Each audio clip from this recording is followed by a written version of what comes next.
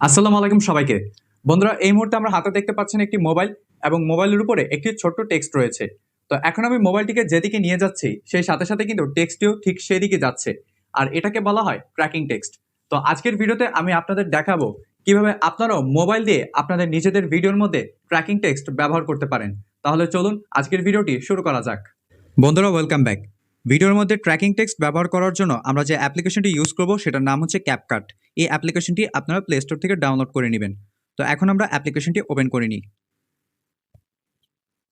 Open করার পর আপনাদের মাঝে এরকম একটা ইন্টারফেস চলে আসবে। তো সর্বপ্রথম আপনাকে একটি ভিডিও ইম্পোর্ট করতে হবে। তো ভিডিও ইম্পোর্ট করার পর আপনাদের মাঝে এরকম একটা ইন্টারফেস চলে আসবে। এখন আপনার সাবজেক্ট অনুসারে আপনাকে টেক্সট অ্যাড করতে হবে। তো আমরা আমাদের সাবজেক্ট বরাবর চলে যাই। তো আমাদের সাবজেক্ট বরাবর আসার পর আমরা এখানে একটি টেক্সট অ্যাড করব। তার জন্য আমরা নিচের এই টেক্সট অপশনে ক্লিক করি। তো এখানে অ্যাড টেক্সট নামে একটি অপশন দেখতে পাবেন। তো এখন আমরা এখানে একটি টেক্সটকে অ্যাড করে দিই। বন্ধুরা, টেক্সট অ্যাড করার পর আপনারা স্টাইল অপশনে ক্লিক করবেন।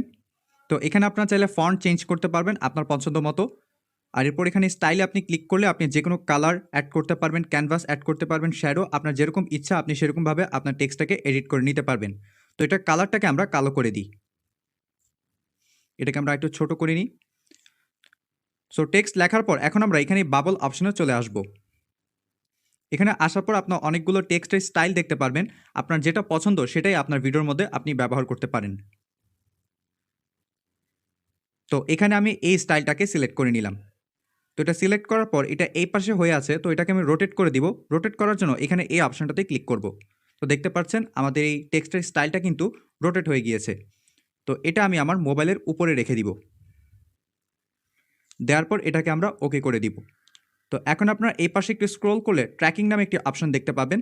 তো এটা করার আগে আপনাকে আরেকটি গুরুত্বপূর্ণ কাজ করতে হবে, সেটা হলো আপনি যে টেক্সটটি অ্যাড করেছেন সেটা আপনার সাবজেক্ট যতটুকু সে অনুসারে আপনার টেক্সটের লেয়ারটাকে বড় করে নিতে হবে। টেক্সটের লেয়ার বড় করার পর এখন আমরা এই ট্র্যাকিং অপশনে ক্লিক করব। এখানে ক্লিক করার পর আপনাদের মাঝে এরকম হলুদ কালার একটি গোল চলে আসবে। তো এটা আপনার সাবজেক্ট অনুসারে আপনারা ছোট বড় করে নিতে পারেন। তো এটাকে আমি একটু ছোট করে নিই। ছোট করার পর এটা আপনার টেক্সটের যে লেয়ারটা সে অনুসারে আপনি এটা নিয়ে যাবেন। তো এটা আমরা এখানে সেট করে দিলাম। দেওয়ার পরে স্টার্ট ট্র্যাকিং অপশনে আমরা ক্লিক করি। তো বন্ধুরা, আমাদের টেক্সট ট্র্যাকিংয়ের কাজ কিন্তু সফলভাবে সম্পন্ন হয়েছে। তো এখন আমরা যদি আমাদের ভিডিওর টেক্সট ট্র্যাকিংটা একটু দেখি,